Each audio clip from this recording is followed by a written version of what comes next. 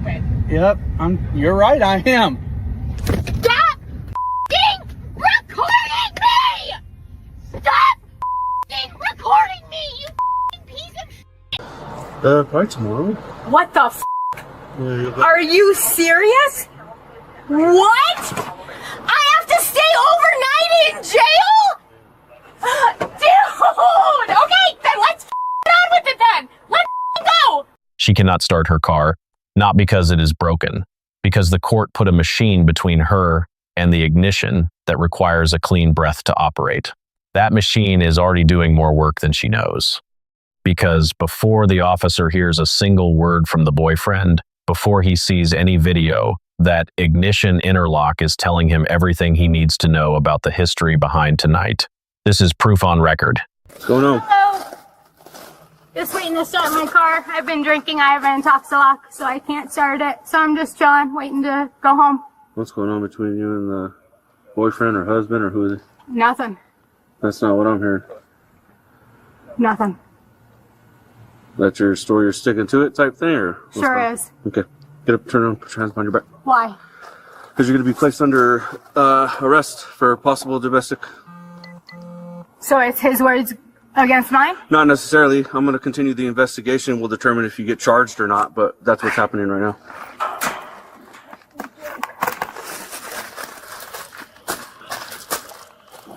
Put your hands behind your back. Can you grab my bag, please? It has my work laptop in and I can't leave it sitting out here. Of course. Thank you. We're going to take you to my unit first, and then I'll come back and grab it, okay?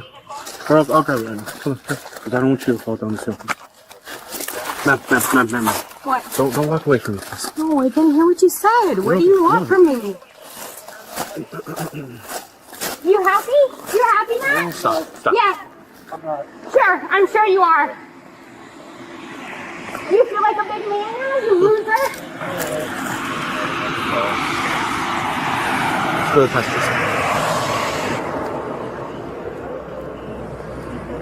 You don't have any weapons or anything on you? Nope.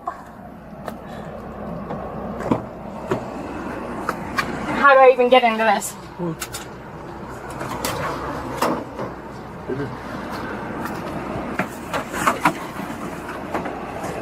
What's going on?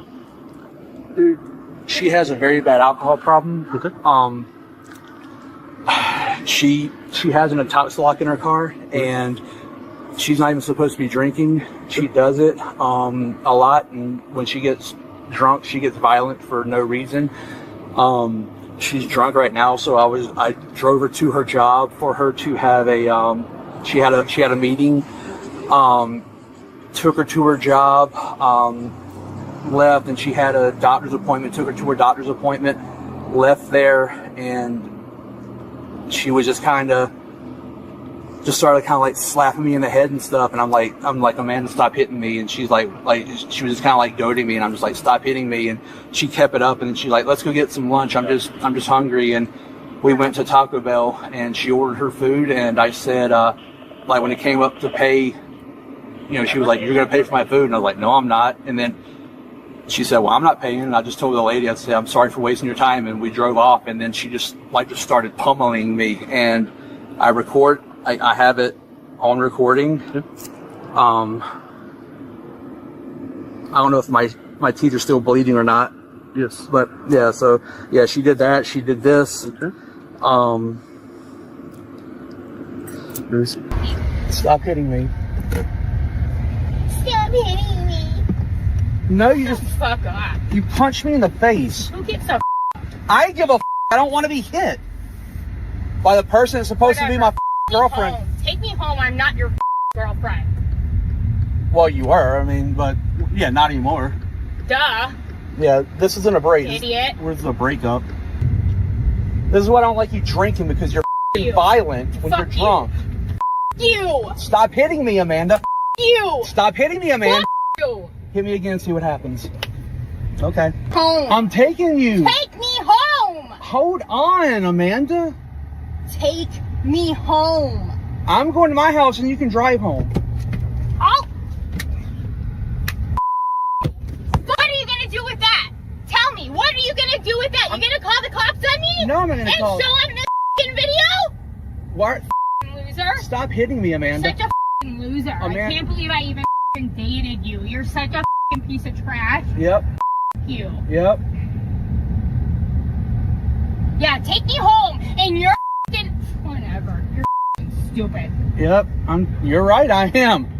Stop f***ing recording me! Stop f***ing recording me, you f***ing piece of shit! F***ing stop! F***ing stop! I can send every bit of it to you for evidence. For sure, yeah, I'm gonna need it for evidence, but yeah, that's all I need right there. Okay. So she doesn't reside here with you? No. This is her car, though? This is her car. Her parents and I are on very good terms. They live down the road. Talk to her. If her parents want to come pick up the car, I'm perfectly okay with that. Okay. Like I said, I'm on very good terms with her parents. Okay. They're good people, and okay, fair enough. I'll try to coordinate that with her. I don't know how cooperative she'll be. She's obviously intoxicated, and so she's not the most cooperative person right now. She's not even supposed to be drinking. Like she has a probation. She has a probation at the courthouse down the road, off of Main or whatever. Okay. So, yeah, man. I got you. Let's if you want to grab me your ID. Yeah. For sure. And then I'll coordinate some stuff with her. So you're going to be placed under arrest for battery on a household member, okay? Okay, when do I get to go home? Probably tomorrow. What the f***? Are you serious? What? I have to stay overnight in jail? Dude! Okay, then let's get on with it then! Let's go! Okay, some things need to happen first.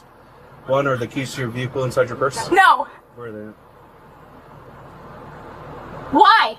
Because it's his driveway, and he's having my car towed? No, he's saying that your parents can come pick it up. They don't live far from here. You understand? I have to spend the night in jail? Do you understand that, Matt? What the f*** is wrong with you? What the f***? You! Hey. Dude, what the f*** is wrong with you? Dude, what the f***? Jesus Christ, kid. Whoa, what the f***? This is crazy! This is Nothing happened.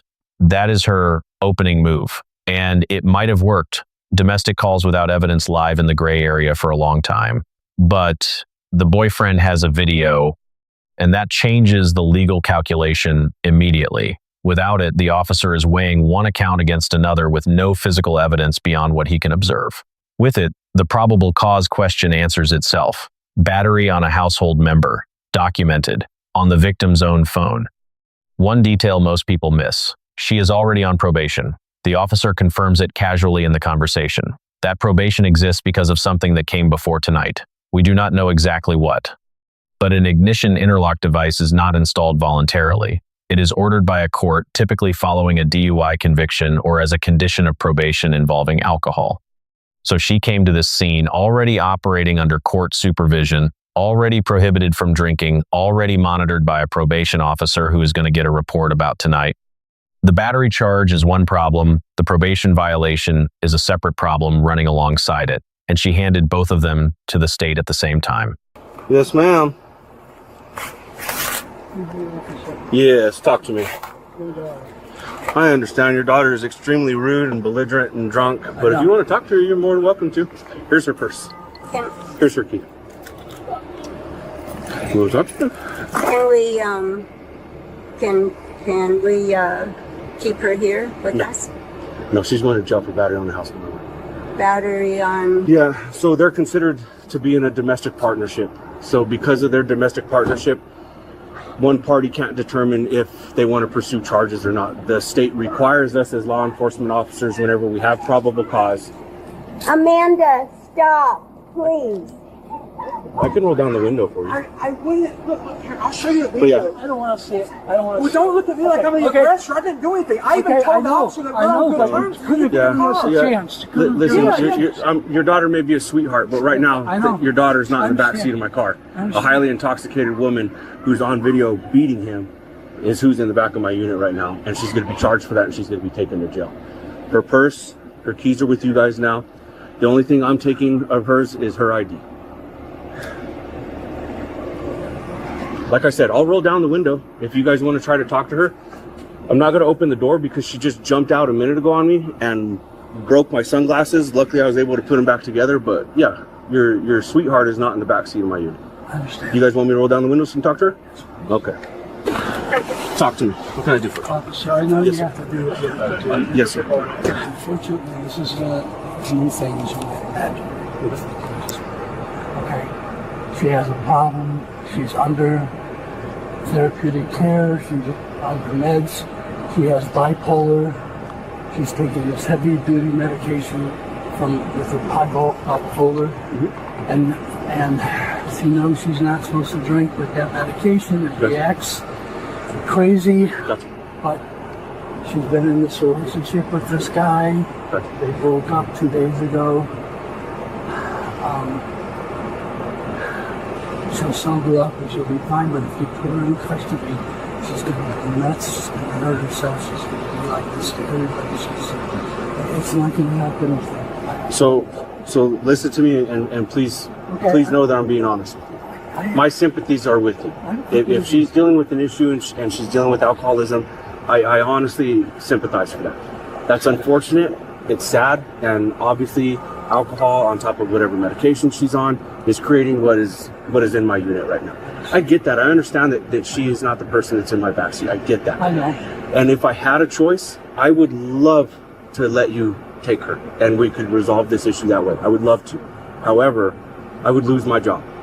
The state requires me to take legal action on this. I do not have a choice. And even if he says no? No, it doesn't matter. It doesn't. He never even told me he wanted to pursue charges. He called because he didn't know what to do because he couldn't control her and she was hitting on him. So he never told me that he wanted her arrested. I understand. I come here and make that determination. I got because they're in a domestic partnership. Okay. How can we avoid getting her confined, or can I come with you to the jail? So unfortunately, she's going to have to see a judge. A judge will have to see her, schedule her a court date, and then release her. Today's Friday. Judges will show up on Saturday and make a determination if she can be released or not. She's going to be released and assigned a new court date, and that'll probably happen tomorrow. Yeah. It definitely ain't happening this afternoon. Yeah, because it's already 1 or 2 o'clock. The judges are they're done doing that now. There's no emergency judge. Just be aware too. When she gets released from jail, she's going to be released with conditions of release. That means she's not really allowed to come back here to have contact with them. And if she ends up coming back and doing this, it might go even worse. I understand. Is there any way? I used to be Attorney General in the state of California. I work with policemen all the time. I understand. But I also know you don't want to make it any worse than you have to. But I know you're caught in between. Is there any way? I know. I started to say is I know from experience that officers sometimes would have some cool down period, like drive a person around while they sobered out, or try to do something to kind of get the before I take her to jail, or before or because she's going to jail no matter what. Yeah. And a cool down time for her will be as long as it takes me to do the paperwork right here in front of this house, because I'll do it in my unit. I don't take her to the station or anything like that. I do everything in my unit. I print out the paperwork that is required by the detention center, and then I drive her to the detention center. Paperwork typically can take me anywhere from 15 to 30 minutes. I'm in no rush to do it, but I'm also getting it done. Yeah. If that makes sense. Okay, and once we get to the detention center, what she'll be booked. That process takes about maybe 30 minutes to 45 minutes, depending on her behavior. Could be an hour and a half. Yeah. Because her behavior depends on how quick that booking process goes. Because if she does to me what to the detention officers, they're just going to put her in a holding cell and pause her booking process. That's what I'm trying to. Right. But those guys are just as patient as I am. I'm patient. I haven't lost my cool with your daughter at all. interrupting you. I know you're not. I know you're not. But I'm just saying. Trying to find a way we can work with this situation to make it as, and to try to keep it under control as best as possible. I can tell you she's in good hands with me, and she's going to be perfectly fine. Unfortunately, the process is the process, and I really can't dictate how that goes because, like I said, I'm required by the state to do what I'm doing. So you guys have her purse. She was worried about her work laptop. Yeah. Like I said, I took her ID out of her wallet, but that will go in there. I can take her phone if you want. It's in her purse. Will she be able to have it? Not until she gets out. Not until she gets back out. Right. And then does she know your guys' numbers by heart, you think? She knows mine. She knows yours? So then she can call you from the jail when she gets out. And what can we do as far as contacting the detention center to get information? You can call down to the detention center. I don't have an exact number for you. Just Google it and let them know who your daughter is and that she's incarcerated and see if they can get her on the phone for you. She'll also be able to make phone calls. They're inside the cell that she'll be in. There's a phone. It's probably, she's probably gonna have to call you collect because I don't think you can just call out for free. So you'll probably get a collect call. Is it better to let her have her phone or not? What do you suggest? It doesn't really matter because, like I said, she's not going to be able to utilize it at all whatsoever.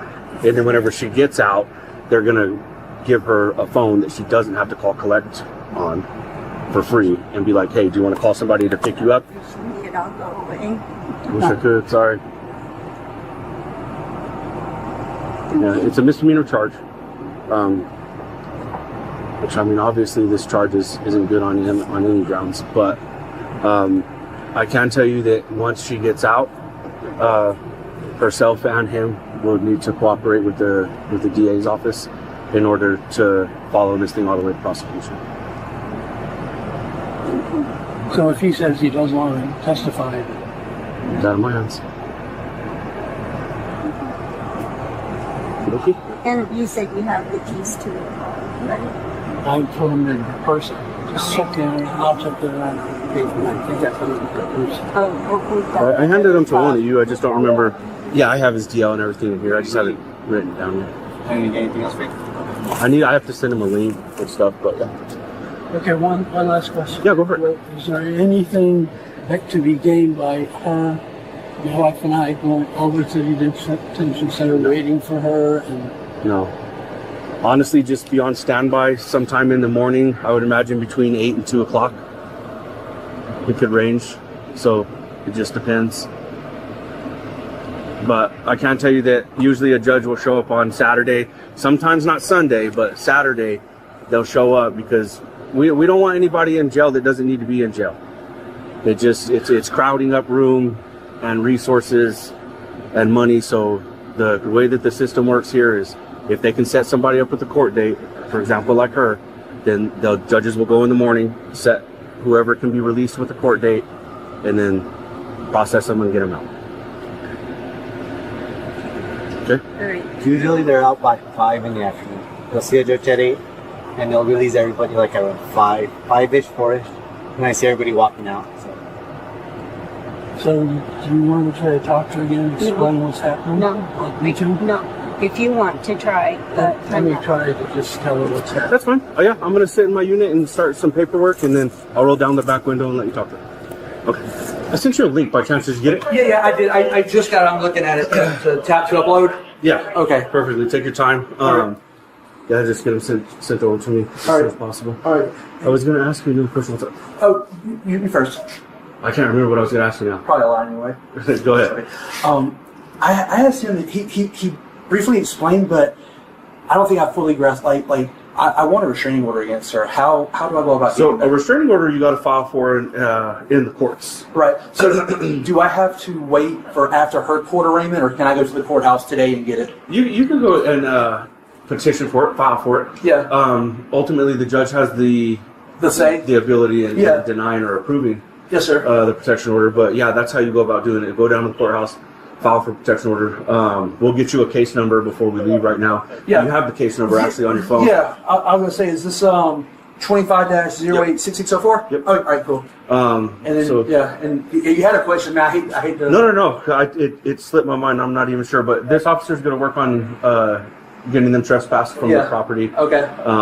And then you got it coordinated to get the car out of here? Yeah, well, they're going to do it. Well, they don't know how to operate the interlock, so I told him if they want a class, I'll get it started. Show them how to do it. But the problem is, like, with those things, so you blow in at the start, and then when you drive, like 5 minutes down the road, you got to do it again, and then like another 10 minutes down the road. And she's like 25 minutes away, so it's going to go off several times. So, you know, is that the... I don't think it shuts the car down, though. No, it doesn't. It just flags her. It flags her, and then the horn blows. It's like a constant horn blow alert. So, yeah, and I don't want to put that on them. Yeah, however you guys want to do it. Yeah. If they got to drive down the road while it's honking, then they drive down. And then she can explain to the PO why she has those flags on the deal. Okay. We're gonna stick around here for a couple minutes though. So if I think of my question, I'll come back. Okay. Yeah, for sure. You don't have anything in your pockets or anything like that? I'm not going to search you whenever we get to the jail. I'm going to reach over and grab this. Whenever we get to the jail, they'll have a female officer search you. I just don't want you to take any contraband or anything like that inside, because then I'll have to charge you with it. So I'd rather you just be honest with me if you had anything like that on you out here. No? Okay. I see you have a necklace too. Want me to take the necklace off and give it to your mom? Sure. I can. I'm asking. I don't know what you're got. Like, sure. If I can't have a necklace on, then yeah. Will you lean forward for me a little bit so I can grab it? Want to move your hair so I can find the... The father invokes his background as a former attorney general for California. The officer does not flinch. Because here's the thing about being a former attorney general. It gives you deep institutional knowledge of how the system works. It does not give you the authority to override a mandatory arrest in a jurisdiction where you hold no current office. The officer is polite about it, but he holds the line completely. And then he says the sentence that contains the entire legal architecture of domestic violence law in one breath. He never even told me he wanted to arrest her. He called because he could not control the situation. I come here and make that determination. That is the mandatory arrest framework explained plainly by someone doing it. In most American jurisdictions, when officers respond to a domestic disturbance and find probable cause for battery between people in a domestic partnership, the arrest is not optional. It does not require the victim's enthusiasm. It does not require a formal complaint. It does not disappear because the family has a compelling explanation. The reason that framework exists is documented in 30 years of research. Domestic battery is the most recanted category of violent crime in the system. Victims withdraw. Families intervene. Explanations accumulate. Without mandatory action, the cycle continues. So the state removed the decision from the individuals closest to it and gave it to the officer. He is not being inflexible. He is doing exactly what the law designed him to do. The parents are not wrong about their daughter. She has bipolar disorder. She is on heavy medication. She is not supposed to drink on that medication, and she drank anyway. All of that is real. All of it is sad. None of it is a legal defense to battery. Explanation and exemption are different things. The officer says it better than most people ever do. She is not the person in my back seat. I get that. But the person in my back seat is still going to jail. Now, the practical legal information this video is actually full of if you know where to look. First appearance hearing. She will see a judge Saturday morning. If the judge determines she is not a flight risk and the charge does not require detention, she will be released with conditions and assigned a court date. She walks out Saturday afternoon. This is not a long-term incarceration question. It is an overnight process for a misdemeanor domestic battery charge. Conditions of release. When she walks out, she will be prohibited from returning to the boyfriend's address and prohibited from contacting him. That is standard. If she violates either condition, that is a separate criminal offense. The parents need to understand that the worst thing they can do is facilitate contact. The protective order. The boyfriend asks about it at the end. The officer walks him through it clearly. He does not have to wait for her court date. He can go to the courthouse today and petition for a civil protection order. A judge approves or denies it. Given what is on that video, the approval odds are not complicated. And once granted, any violation becomes criminal rather than civil. It adds teeth the conditions of release alone do not have. The ignition interlock flags. When the parents drive the car home, the device will trigger rolling retests every few minutes, and the horn will alert if a test is missed. Every flag is logged and reported to her probation officer. The parents driving it home are not doing anything wrong, but her PO is going to see every entry from tonight on that log. The device was already building its own case. And finally, she broke the officer's sunglasses jumping out of the car. He put them back together. He removed her necklace so she could give it to her mother. He worried about her falling down drunk. He spent 20 minutes explaining Saturday morning release schedules to her parents with genuine patience. She called him a loser and told him to stop recording while she was the one being recorded. The body camera was on the whole time.